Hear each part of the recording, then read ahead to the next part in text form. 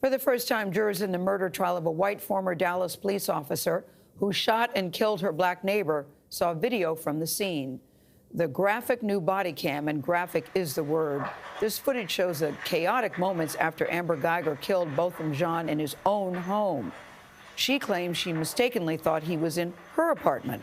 Omar Villafranca is at the courthouse in Dallas.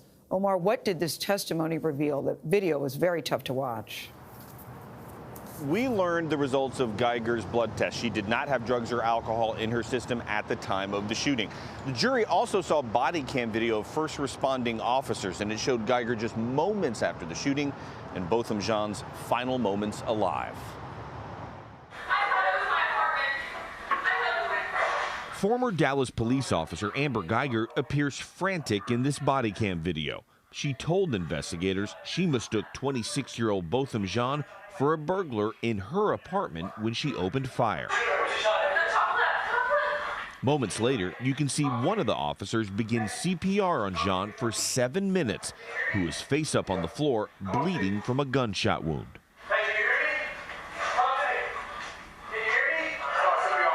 Paramedics arrive about 5 minutes later. As Jean is being wheeled out of the building, surveillance video shows Geiger, who was waiting in a squad car, hugging and being comforted by fellow officers. You all may be seated. In the courtroom, Jean's neighbor, Joshua Brown, said he was heading back to his apartment when he heard the interaction between Geiger and Jean, followed by 2 gunshots. Could you tell if one of the voices was giving loud commands like stop, police, or anything of that nature? Yeah, but no, that wasn't what they were saying. That's not what you heard? No.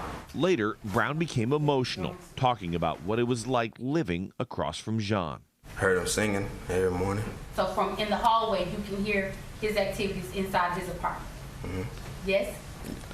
You have to say it out loud, I'm sorry. Yes, ma'am.